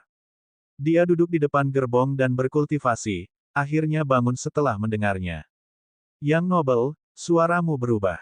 Dia membuka matanya yang cantik dan berkata, mulai sekarang, aku pencuri cinta Yi Zhenfeng. Panggil saya, Yang Noble Yi mulai sekarang. Feiyun keluar dari gerbongnya dan bersandar di dinding luar. Dia telah dengan hati-hati berpikir tentang menggunakan persona ini untuk memasuki konferensi sesat. Sudah waktunya untuk membuatnya terkenal untuk mendapatkan perhatian para penguasa lainnya. Yang Noble Yi. Matanya berbinar sambil menatap penampilan barunya. Dia tampak tampan dengan cara yang jahat, hampir seperti gigolo dengan nol ketidaksempurnaan. Dia merasa bahwa dia adalah orang yang aneh, kadang-kadang cukup serius dan tertutup untuk menjadi menakutkan, di waktu lain, dia riang dan komedi di atas menjadi tidak masuk akal seperti anak yang hilang. Sepertinya dia memiliki dua jiwa di dalam dirinya. Siapa yang asli? Sekarang, dia mengambil peran sebagai pemerkosa dengan nama yang aneh. Tidak ada yang akan menduga bahwa Raja Surgawi yang telah menghancurkan faksi kanselir dan membunuh jutaan orang untuk melakukan sesuatu seperti ini. Ledakan. Kereta menabrak penghalang tak terlihat sebelum membuatnya ke pegunungan. Rune petir berkelok-kelok di daerah dengan berkedip mesin terbang. Dampaknya keras karena kecepatan mereka. Gerbong itu terdorong puluhan meter ke langit, berputar beberapa kali sebelum jatuh bersama binatang buas. Feiyun dan Bai Ruxue melompat keluar dari kereta dan dengan tenang mendarat di tanah. Tunjukkan dirimu, penyergap. Dia mengeluarkan pedang dan dengan dingin diucapkan sambil diselimuti kabut putih. Sebuah gerbang cahaya muncul di penghalang dengan 3 orang keluar. Dua adalah Huo Qihu dan Huo Qilong. Yang ketiga cukup kuat, mengenakan jubah hijau dengan kumis, rambut putih namun masih muda dalam penampilan. Energi roh murni mengelilingi orang yang melampaui ini. Huo Qihu menatap Bai Ruxue dengan intens dan tertawa, ini adalah wilayah Six Worship Sect. Jadilah cerdas dan serahkan harta Anda untuk menghindari patah tulang yang tidak perlu. Petik 2. Jadi, apakah 6 ibadah adalah sekte kultivasi atau sarang bandit?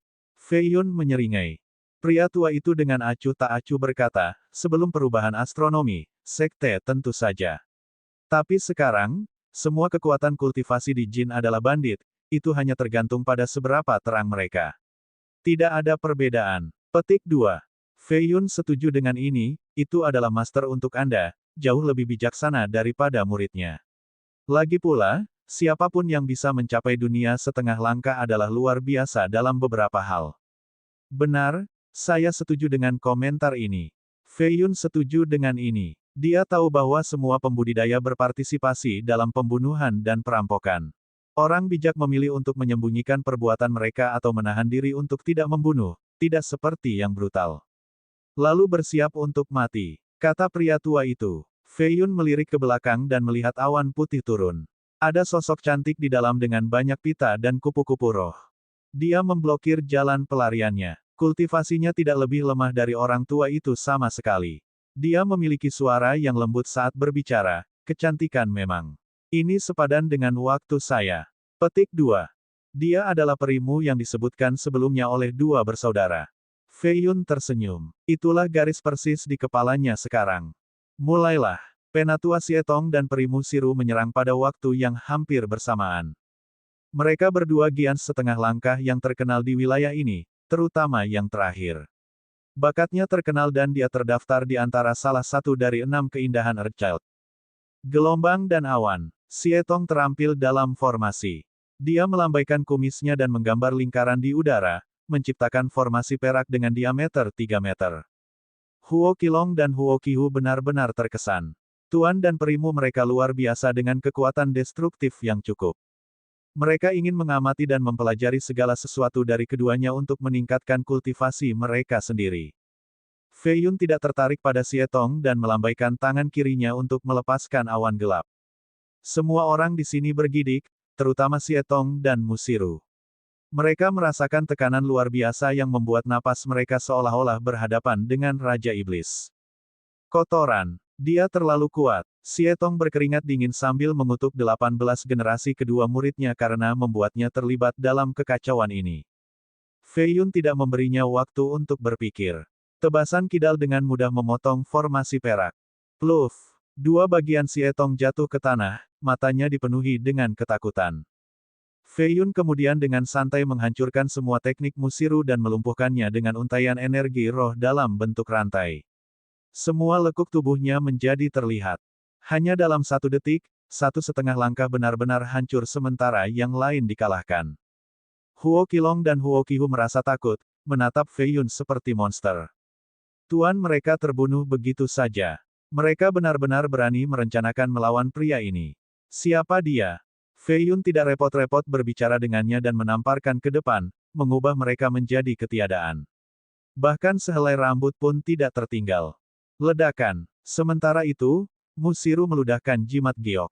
Itu meledak menjadi petir dan berhasil mematahkan belenggu roh. Dia melonjak ke langit seperti ular untuk melarikan diri.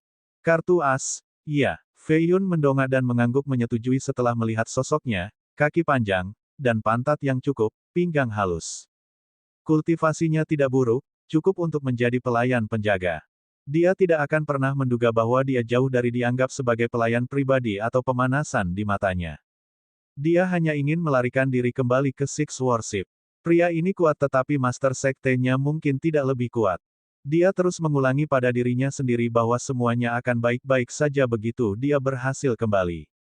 Haha, Nona Mu, kamu pikir kamu bisa lari dariku, cinta pencuri Yi Zhenfeng. Dia mendongak dan melihat telapak tangan besar dengan kekuatan luar biasa turun dari atas. Dia mengirim 10 jimat tetapi itu tidak cukup. Ini mengakibatkan dia jatuh di depan Fei Yun. Dia menyeringai dan memperhatikannya dengan baik. Dia memang cantik dan memiliki tahi lalat kecil di atas alis kirinya. Hidungnya bengkok, fitur-fiturnya sangat indah, bahkan dengan Bai Ruxue. Membawanya berkeliling tidak akan mempermalukan reputasi pencuri cinta Yi Zhenfeng. Dia memiliki aroma alami juga, cukup untuk menarik kupu-kupu. Bakatnya tidak buruk karena dia memiliki senioritas yang sama dengan Ye Xiwan dari Sun Moon. Apakah kamu tahu siapa aku? Dia mengangkat dagunya lalu membelai wajahnya tanpa menahan diri. Seorang pencuri cinta, memang harus bermain-main dengan seorang gadis yang tidak bersalah di siang hari bolong. Menyesatkan. Dia berteriak dan bergidik. Seorang peri, seperti dia telah jatuh ke tangan cabul ini, sesuatu yang tidak pernah dia duga sebelumnya. Dia tidak berani membayangkan konsekuensinya dan merasa telah jatuh ke dalam jurang maut. Bab 733, Kipas. Kereta hibrid harimau singa sudah lama hilang saat Huo Xin berhasil sampai ke Beli. Hanya bau darah yang tersisa. Huo Xin bergidik setelah melihat mayat berdarah di tanah, penatua tertinggi 6 ibadah dipisahkan menjadi 2 bagian. Kami mengacaukan monster, bahkan perimu ditangkap, ini tidak terlihat bagus. Huo Xin takut tetapi dengan cepat tenang karena pengalaman hidupnya. Dia dalam suasana hati yang buruk ketika dia berlari kembali ke Six Worship. Dia perlu membuat para ahli di sana untuk mengambil tindakan, mungkin bahkan master sekte mereka. Asteris asteris asteris. Musiru tidak bermain bagus di sepanjang jalan. Dia tetap tangguh dan agresif. Sayangnya, setelah ditekan untuk kelima kalinya, dia memilih untuk tidak melampaui batasnya lagi. Tentu saja, dia juga bisa bunuh diri. Sayangnya, ini membutuhkan keberanian. Bahkan seekor serangga ingin hidup lebih lama, apalagi seorang pembudidaya. Penggarap menginginkan kehidupan abadi. Bagaimana dia bisa menyerah sepagi ini? Selain itu, pria ini menyebut dirinya pencuri cinta, tetapi dia telah berperilaku baik selama ini. Dia tidak tega melakukan bunuh diri dalam keadaan menguntungkan seperti itu. Lebih baik menunggu penyelamat dari sektenya. Dia naik kereta di luar dengan Bairuksue sementara Fei Yun membuat diagram kedua di dalam. Yang ini jauh lebih dalam dari yang pertama. Ulat sutra muda berubah menjadi naga emas, kadang-kadang berbaring dalam penyergapan, melahap, atau melingkar dan melihat ke atas. Diagram berisi 18.000 transformasi. Tampaknya ada jumlah yang sama dari ulat sutra emas yang berjalan di sekujur tubuhnya. Fei Yun dengan mudah mengolah yang pertama karena fondasinya yang kuat. Namun, kesulitan yang kedua jauh lebih tinggi. Setiap transformasi membutuhkan waktu. Dia hanya menemukan 300 transformasi selama periode pencariannya. Namun demikian, ini masih dianggap menyelesaikan satu sudut kecil dari diagram. Energi di tubuhnya mencapai tingkat berikutnya, menjadi lebih murni dan lebih suci. Hari ini adalah hari kelima penahanan Musiru. Mereka telah melintasi 100.000 mil dan berbagai medan untuk mencapai wilayah dalam Fan, sebuah prefektur. Kultivasi Fei Yun juga meningkat untuk kedua kalinya, mencapai tahap menengah dari tingkat ketujuh. Pada titik ini, kebanyakan orang akan mulai melambat, tidak dapat menembus wilayah kecil setelah beberapa dekade. Ini bukan masalah bagi Feng Fei Yun. Dia memiliki banyak batu roh dan bahan alkimia lainnya, sebanding dengan jumlah yang ditemukan di seluruh sekte. Yang paling penting, ia telah menyatukan lengan kiri Yama bersama-sama dengan miliknya, karenanya cepat dalam kultivasi. Dengan penambahan kitab ulat sutra emas, ia dapat mencapai tingkat ke-8 dalam setahun. Jadi ahli nomor 1 dalam sejarah Jin adalah Fo Chanzi, penyusun Golden Silkworm. Fei Yun tertarik pada orang ini. Pagoda yang dia tuju mungkin adalah tempat di mana Fo Chanzi biasa berlatih. Berapa lama lagi? Fei Yun membuka matanya dan arus emas mengalir di sekitarnya sebentar sebelum kembali ke tubuhnya. Musiru menjawab, ini waktu malam segera. Kita harus pergi ke kota terdekat reruntuhan, Fan.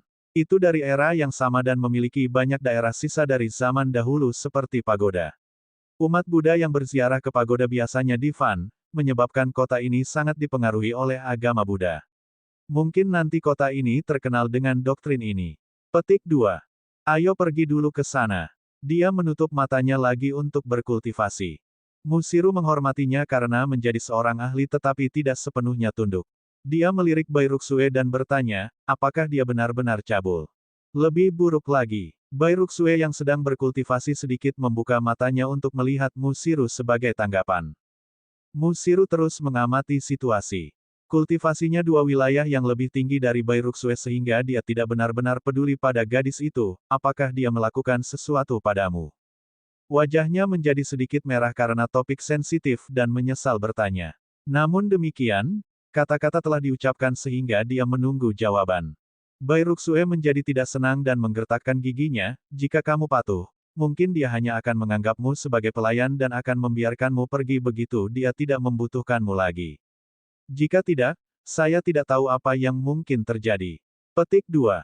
Dia menutup matanya lagi setelah mengatakan ini dan berkultivasi sambil memegang batu roh yang cerah. Musiru tidak setuju. Dia merasa bahwa Bairuksue telah ditaklukkan dan berubah menjadi budak. Namun, dia tidak akan pernah menerima nasib ini. Dia adalah wanita yang sombong, bukan wanita yang didominasi oleh orang cabul. Sekte Master dan yang lainnya sedang dalam perjalanan, Fan akan menjadi kuburan orang cabul ini. Matanya berkilat puas. Sayangnya, perasaan ini tidak bertahan lama. Bagaimanapun, dia telah ditangkap olehnya untuk sementara waktu sekarang. Meskipun dia menjaga keperawanannya, toh tidak ada orang lain yang akan mempercayai ini. Itu sebabnya dia berpikir bahwa cabul itu harus dipotong-potong. Asteris asteris asteris. Tirai malam jatuh ketika tiga binatang bibrida menarik kereta yang compang camping ke Van dengan kecepatan luar biasa. Kota tua itu memiliki lampu yang terang dan banyak pelancong. Sejumlah umat Buddha hadir.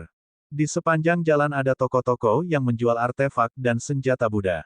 Beberapa datang ke sini untuk mencari harta karun. Bagi banyak umat Buddha, kemunculan ulat sutra emas berarti bahwa zaman keemasan kedua agama Buddha mungkin sedang menuju. Dengan demikian, lebih banyak peziarah yang datang sehingga Van menjadi sangat bersemangat.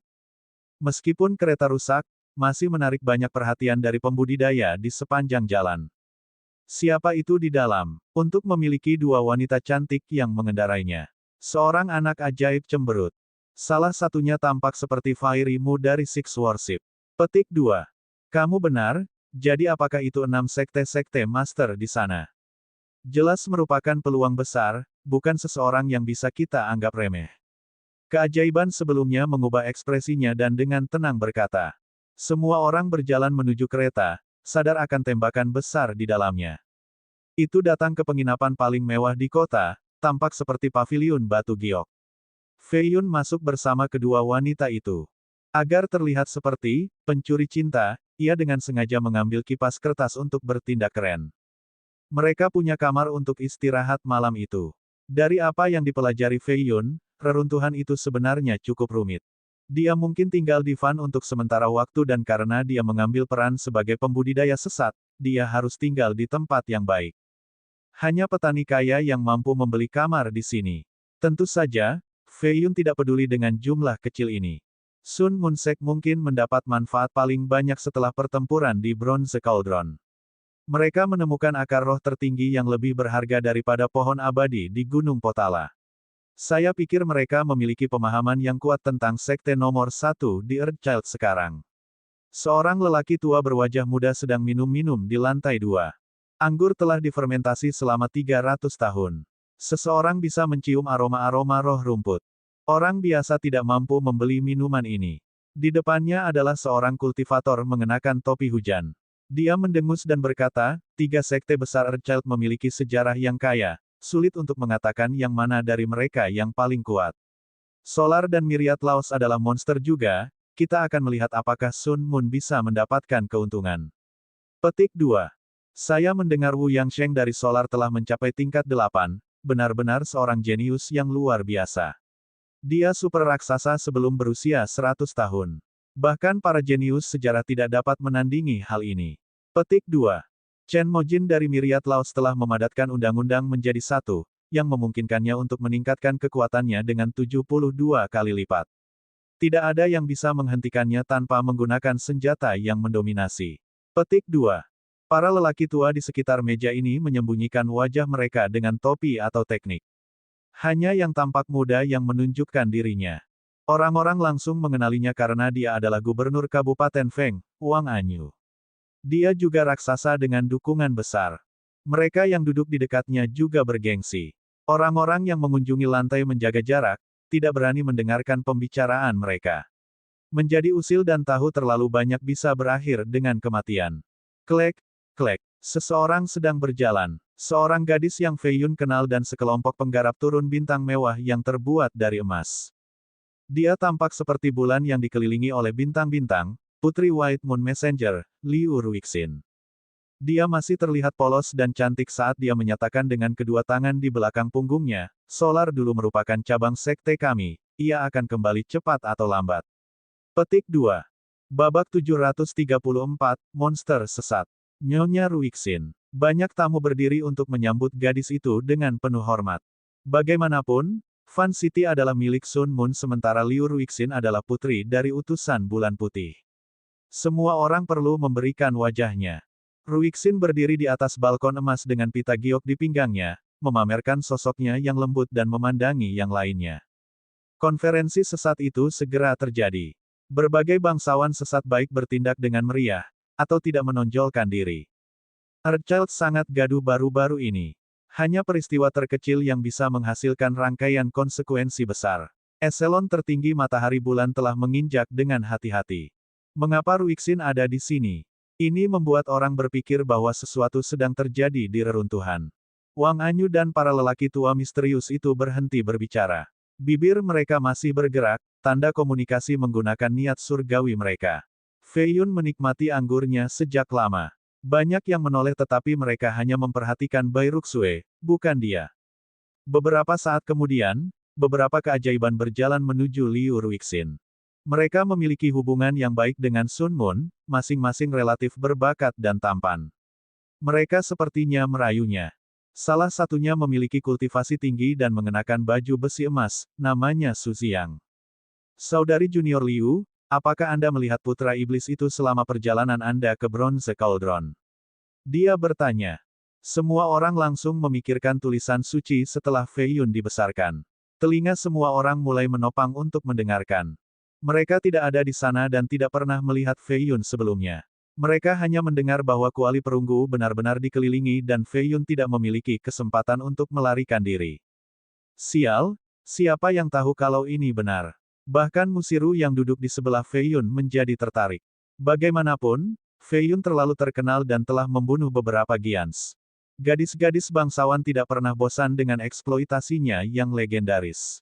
Secara keseluruhan, wanita mencintai para pembudidaya yang kuat. Belum lagi bahwa dia adalah Raja Surgawi saat ini di atas menjadi sangat berbakat. Meskipun kehidupan cintanya berantakan, Pro membayangi kontra. Dia memiliki banyak penggemar wanita di Jin. Aku tidak pernah melihatnya. Dia tidak berani menunjukkan diri karena banyak yang ingin membunuhnya. Liu Ruixin menggelengkan kepalanya. Semua orang menjadi kecewa. Keajaiban lain tersenyum dan berkata, kisah-kisah itu dilebih-lebihkan. Putra iblis dianggap jenius nomor satu tapi dia masih terlalu muda, bagaimana dia bisa membunuh Giant? Yang terbaik yang bisa dia lakukan adalah bertarung secara merata melawan setengah langkah. Petik 2. Keberuntungannya tentu sesuatu, mendapatkan salah satu dari 3 tulisan suci yang hebat. Petik 2. Apakah dia beruntung? Dia terjebak di Bronze Cauldron Mountain selamanya, tidak pernah melihat matahari lagi. Petik 2. ****. Pakar lain yang kembali dari Bronze Cauldron Mountain mengangkat topik lain, saya mendengar ada tembakan besar dari faksi sesat yang muncul baru-baru ini. Kuil Shenluo menderita kerugian besar karena dia. Petik 2. Aku juga mendengar tentang ini, seorang wanita cantik di sana diculik. Namanya adalah pencuri cinta Yi Zhenfeng. Siapa tahu kalau ini benar. Petik 2. Musiru terkejut dan menatap Fei Yun dengan takjub. Apakah mereka membicarakannya? Apakah dia menculik anggota Shenluo? Sekte ini adalah raksasa di matanya. Membandingkan sekte itu hanya lelucon. Mereka bisa membantai 6 ibadah kapanpun mereka mau. Fei Yun tersenyum dan mengangguk, mengkonfirmasi spekulasi dia. Dia tidak bisa percaya keberanian dan keberaniannya. Dia kemudian melirik Bai Ruxue, berpikir bahwa gadis ini mungkin yang diculik. Mereka mengatakan bahwa 3 Giants terbunuh olehnya. Raja Sesat telah memberi perintah kepada tuan rumah ke-10 untuk secara pribadi mengurus masalah ini. Gila, kan? Petik 2. Mata Siru membelalak tak percaya dan terdorong untuk muntah darah. Orang cabul ini menewaskan 3 Giants. Ini berarti bahwa bahkan Master Sektenya mungkin tidak dapat mengalahkannya. Raja Bidat sendiri mencatat ini dan mengirim tuan ke-10 setelah cabul ini. Bagaimana dia masih bisa tersenyum? Tuan ke-10 jelas merupakan master di antara tuan, yang mampu memesan bidat lainnya. Hanya 4 pejalan kaki dan Raja Sesat yang memiliki status lebih tinggi. Siru menjadi takut bahwa sektenya akan menyusul mereka.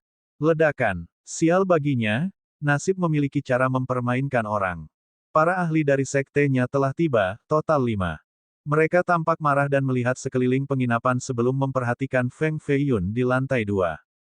Huff. Wakil ketua mereka melambaikan lengan bajunya dan melompat ke atas. Para pembudidaya di dekatnya tahu bahwa ada sesuatu yang menyenangkan untuk dilihat. Tidak ada satupun yang tersisa dan mulai bergosip. Seorang ajaib di dekat Ruixin tertawa, itu adalah wakil ketua Six Worship, 3 lainnya adalah penatua tertinggi mereka, orang terakhir terlihat seperti Huoxin. Petik 2. Itu setengah dari ahli mereka, sepertinya itu sesuatu yang besar. Petik 2. Liu Ruixin memandang Fei Yun dan sedikit mengerutkan kening, 6 ibadah adalah anak sungai dari solar. Ini tidak ada hubungannya dengan Sun Mun. Petik 2. Tentu saja, kita harus bersemangat melihat mereka mendapat masalah. Anak ajaib itu tersenyum. Suasana di penginapan menjadi sangat aneh dan sunyi, tidak seperti sebelumnya. Semua orang menatap kedua sisi. Bahkan orang-orang tua yang minum-minum dengan Wang Anyu memperhatikan menggunakan niat surgawi mereka. Sementara itu, Feng Feiyun masih dengan tenang minum anggurnya. Siapa kamu? Mengapa kamu membunuh Sietong dan menangkap perimu tanpa alasan? Wakil Master Six Worship menuntut sebuah jawaban. Dia pencuri cinta Yi Zhenfeng. Musiru takut pada Feng Feiyun dan memperingatkannya. Petik 2 tanda seru petik 2.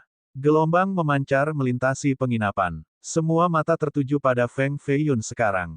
Mereka baru saja membicarakan dia sebelumnya. Siapa yang mengira bahwa dia ada di antara mereka? Seseorang yang telah membunuh 3 Giants. Menculik iblis wanita dari Shenluo. Mengumpulkan perhatian Raja Sesat. Masing-masing pikiran ini mengejutkan orang banyak. Liu Ruixin juga ada di lantai 2 tidak jauh dari sana. Dia menjadi sedikit takut. Orang ini tampaknya cukup berani untuk melakukan sesuatu padanya juga.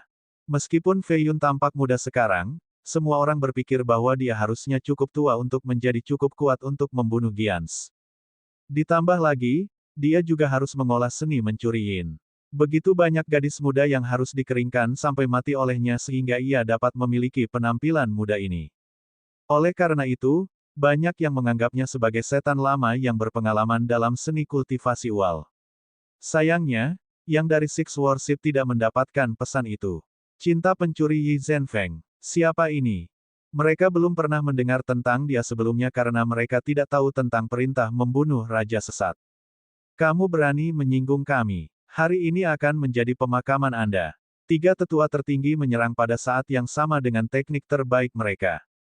Mereka setengah langkah dan tahu bahwa lawannya cukup kuat untuk bisa membunuh Exetong.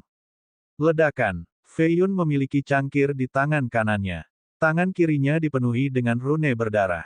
Dia dengan santai melambaikannya dan tebasan merah memotong-motong ketiga tetua. Ledakan, ledakan, ledakan. 6 bagian mereka jatuh ke balkon dan turun ke ruang utama. Feiyun dengan sempurna mengendalikan kekuatannya, tidak merusak satu hal pun di penginapan. Dia membunuh 3,5 langkah seperti membunuh 3 nyamuk.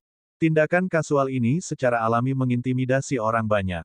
Huosin dan wakil ketua takut keluar dari pikiran mereka karena menyinggung monster ini.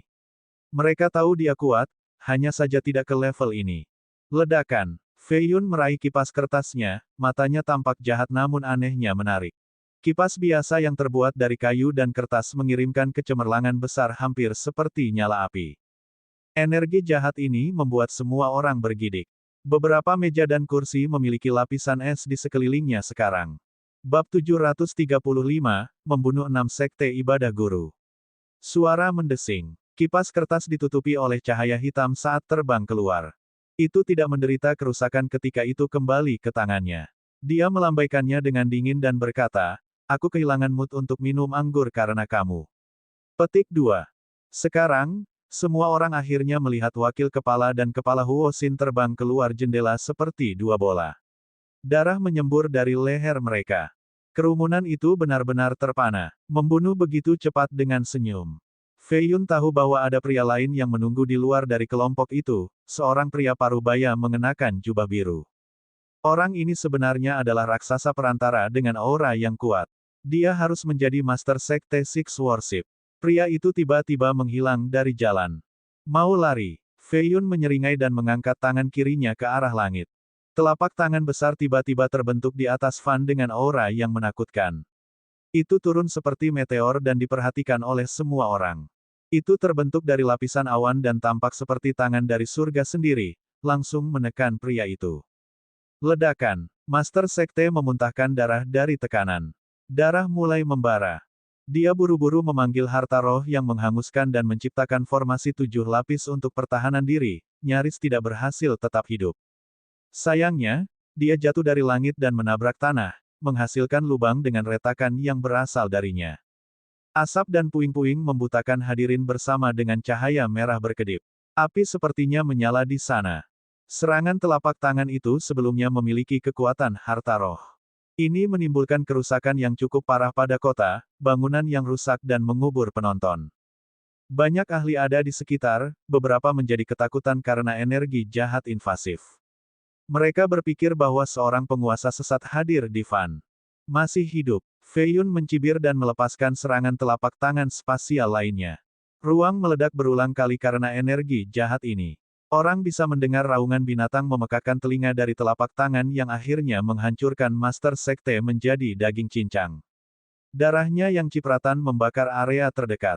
Fei Yun kemudian mengambil harta roh peringkat pertama Master Sekte, cincin besi emas dengan skala tebal dan cahaya terang. Dia melirik sebelum kehilangan minat dan melemparkannya ke Bai Ruxue. Peringkat itu terlalu rendah. Sementara itu, pelayan lainnya, Musiru, menjadi kaget dan pucat. Kakinya yang panjang gemetar ketakutan. Jari-jarinya menggali kulitnya, tidak mampu menahan tekanan dan hampir berlutut di depannya. Dia akhirnya menyadari betapa kuat dan tanpa ampun dia, membunuh tanpa mengedipkan mata dan tanpa perlu turun dari kursinya. Semua orang di penginapan menutup mulut mereka dan tidak berani bergerak. Mereka berpikir bahwa ini benar-benar Master Tua Dao sesat. Tidak heran mengapa Raja Sesat mengirim perintah membunuh. Wang Anyu dan para lelaki tua misterius lainnya juga tersentuh. Mereka di sini untuk membahas masalah penting di Fan dan harus berhenti. Mereka menatap Fei Yun, bertanya-tanya dari mana asal cabul tua ini. Banyak gadis akan menderita karena dia. Pria bertopi besar dan lainnya menggunakan tatapan surgawi mereka untuk melihat lebih baik.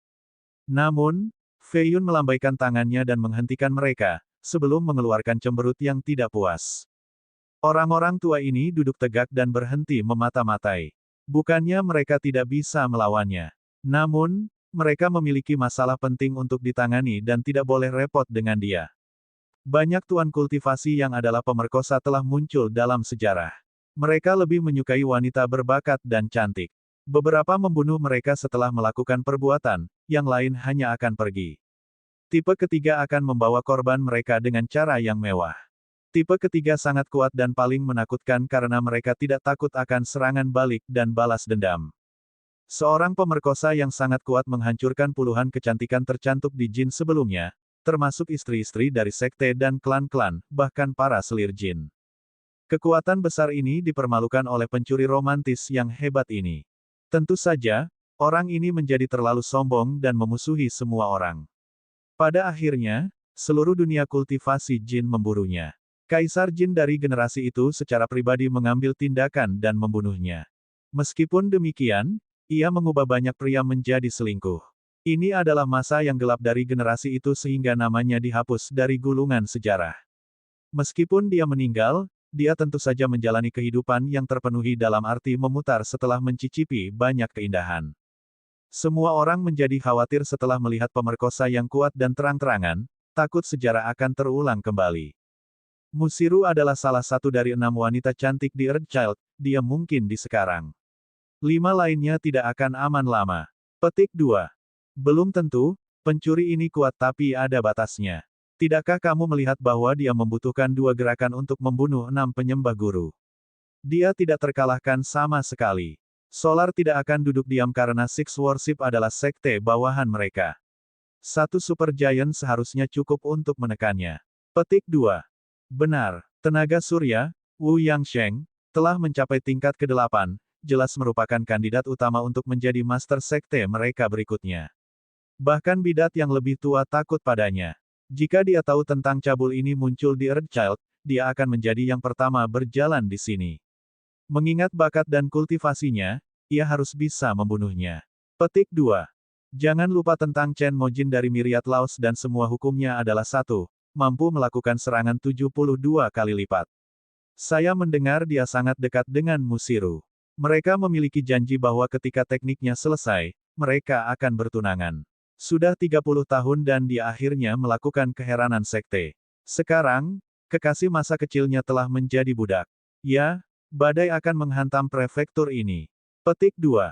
Haha, pelatihan 30 tahun tanpa biaya. Dia akan muntah darah. Petik 2. Orang-orang ini berkomunikasi dengan niat surgawi mereka tetapi Fei Yun masih mendengar semuanya. Sementara itu, Liu Ruixin menjadi takut juga. Dia sangat cantik, pasti sejajar dengan 6 keindahan Earthchild.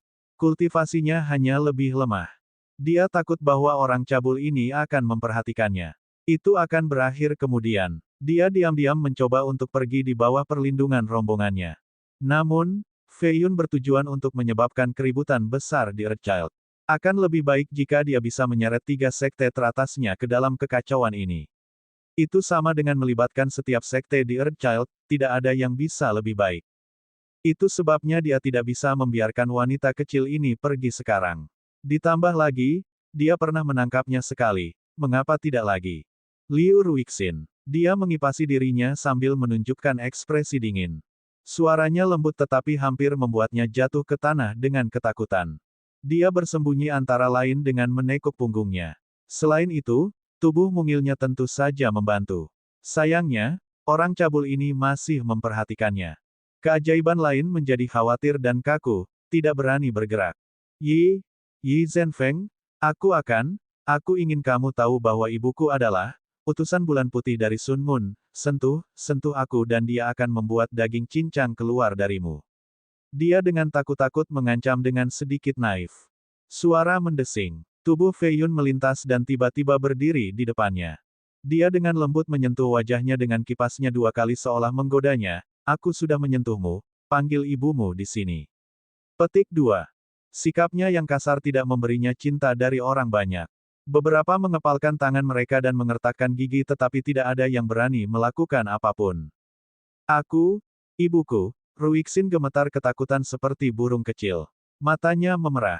Aku akan menangkap ibumu ketika dia datang juga. Dia terkenal karena kecantikannya selama masa mudanya dan menjadi lebih dewasa sekarang. Saya tidak sabar, haha. Dia tertawa terbahak-bahak sambil memiringkan kepalanya ke belakang, tampak seperti penjahat jahat. Dia meraih ke depan untuk meraihnya, tetapi keajaiban di dekatnya kehilangan dingin dan menyerang. Sayangnya, pria itu ditampar dan terbang keluar jendela, jatuh lebih dulu. Dia hanya sedikit terluka karena Fei Yun tidak ingin membunuhnya.